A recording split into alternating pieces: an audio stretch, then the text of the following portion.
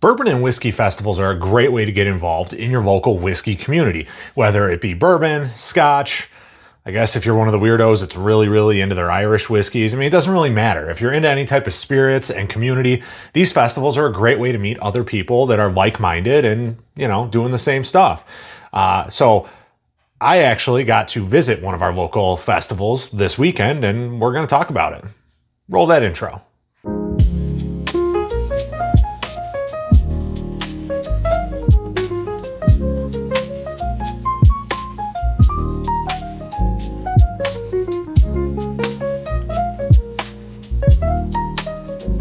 Hey guys, welcome back to T-Rod Whiskey, the internet's most okayest whiskey review channel.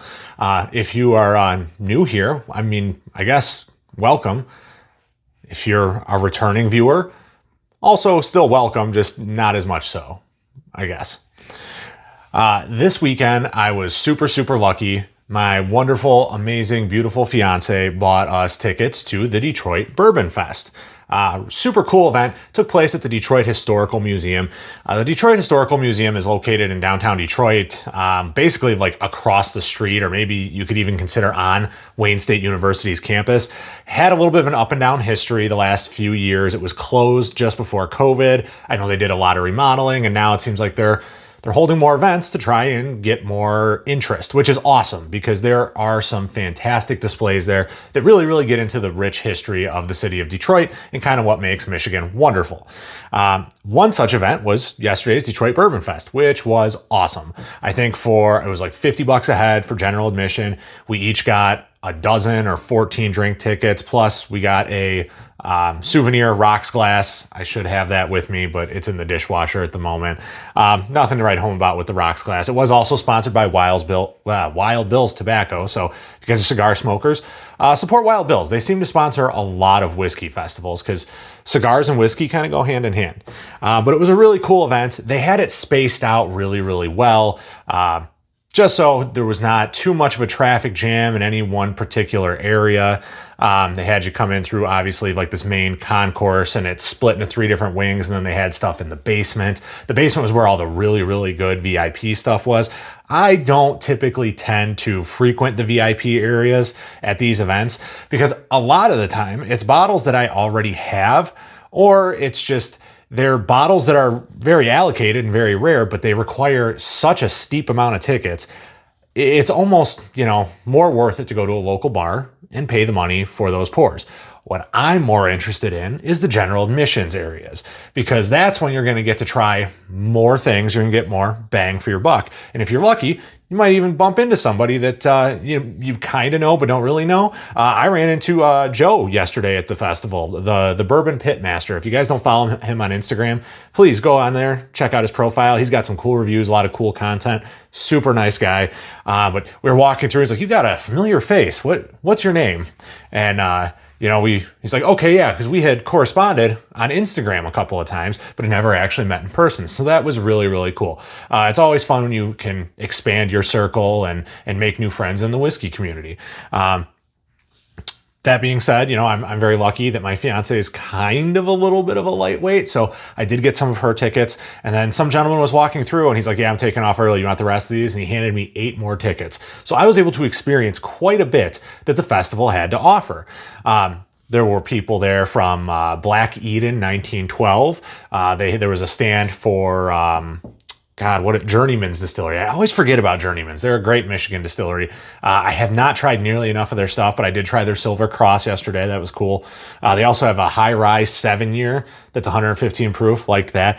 By far, my favorite booth of the night was Mammoth. I got to talk to Phil from Mammoth Distilling. He had a special bottle, and Phil, I don't mean to throw you under the bus if I'm talking about this, so I apologize if that's what this does, but he had a bottle of the Hazmat Smoke Bomb that was their Northern Rye, but finished in I think like peated Scotch barrels. Like I think he said Lafroig and Ardbeg were some of those. So it was really good stuff that he had kind of chilling behind the table. So got to talk to him. Did not get any of the pre-mixed cocktails. I'm personally not there for the cocktails. But there was Compass Box was there. Lusty Claw was there. There was, I don't know. I got this whole pile of swag stuff. What was the other? Old Hickory. Old Hickory actually surprised me a little bit. Not going to blow the doors off anybody, but, you know, pretty good. Grand Traverse was there. Ugly Dog was actually the low-key favorite of mine through that whole thing.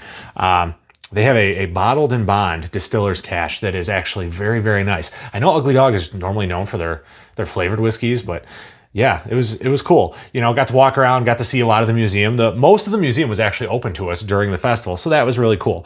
But kind of what I would like to do is talk about just some of the winners and the losers of yesterday's Bourbon Fest, in my opinion. Again, it's my opinion. You don't have to agree. Also, there's one that I'm undecided on. But we'll start with the winners. The first one, yeah, it was Compass Box. They had everything out there from the Nectarosity to the Crimson Cask to the Peat Monster to they had a 25th anniversary blend. There was another one that I got to try. I mean, I think I tried everything on that table. And it was all one ticket. One general admission ticket got you a 1 ounce pour of a lot of these really, really cool scotches. So, Hedonism. Hedonism was another one that I tried. And they were amazing. The lady who was running the table, I did not get her name. I apologize. But it was all really nice scotches. Really well-developed flavor profiles. I know there's a lot of single malt snobs out there, but guys, check out some of these blending houses that are doing amazing things with Scotch whiskey. You won't be sorry. And the great thing about it is prices on Compass Box have been coming down lately because that whiskey bubble has started to kind of flatten. So distilleries are needing to move bottles. So they're reducing margins to get it in our hands for even less money. So that's a good thing.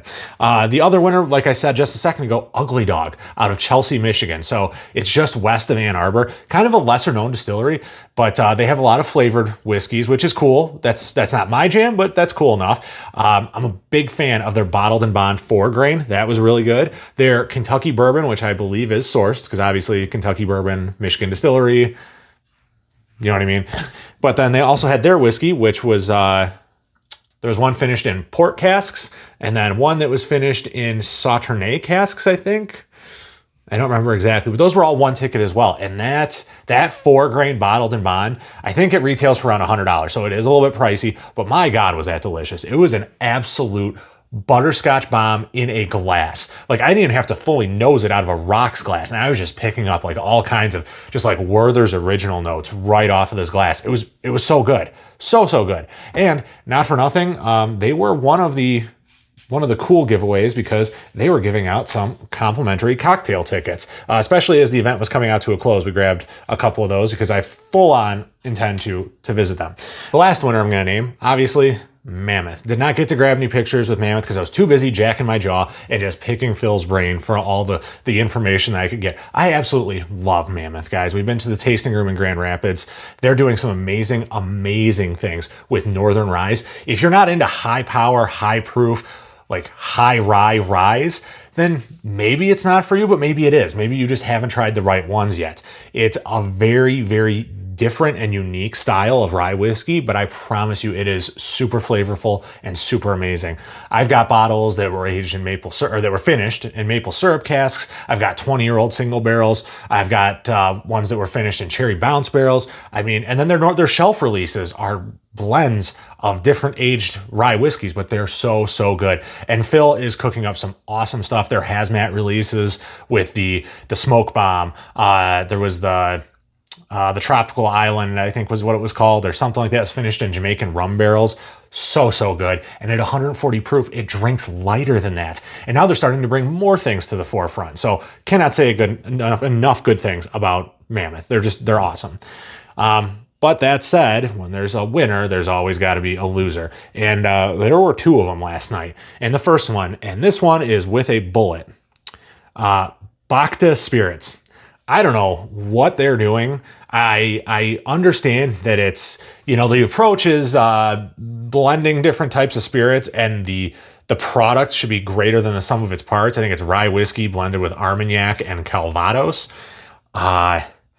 Yeah, not good. This is the second whiskey festival that I have tried them at, and it's just not, it's not great. They tell you Like they handed it to me like, all right, so the first sip, and mind you, I just got done drinking a 115 proof Journeyman's.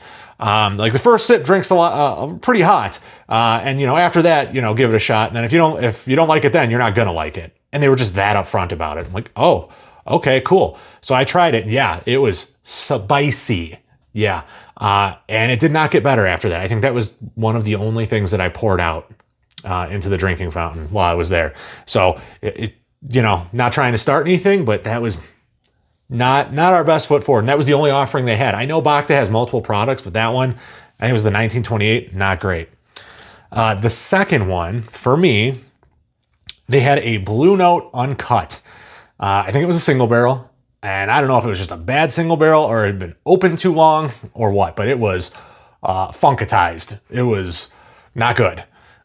It was very, very off-putting. I got like a tannic wood note off of it with like some sour molasses, and it was just not pleasant at all. I did finish it because I didn't want to throw away more whiskey, but not great. Just not awesome. I was really hoping they'd have the honey cask rye because I've heard really good things about that. I do like the regular Blue Note rye. The uncut bourbon was not my thing. I've tried an uncut single barrel from a party store in the area. Was not a fan of that one either. So maybe it's just my palate, but yeah. And then undecided. There's one distillery that I haven't made my mind up on, and I think I need to drink a little bit more of it to figure out if it's decent or if it's deserving a lot of the hate it gets. And that is Lusty Claw. So they had a rye, which we were not able to sample. I don't know what happened there, but they did have a bourbon. And my fiance, she grabbed a pour of it. And on the nose, a little bit of a wood varnish kind of note, which is a little off-putting. But on the palate, not the worst thing in the world, but not great. And again, I know we got the very, very, very bottom. Like she was like full on, popping the bottom of it to try and get everything out of it for us. So maybe it was just because we got like, what was at the very bottom of it? I don't know. I'd love to try even a fresh pop to see if that's not the case. But it just, for me, I got to know more. I got to see more.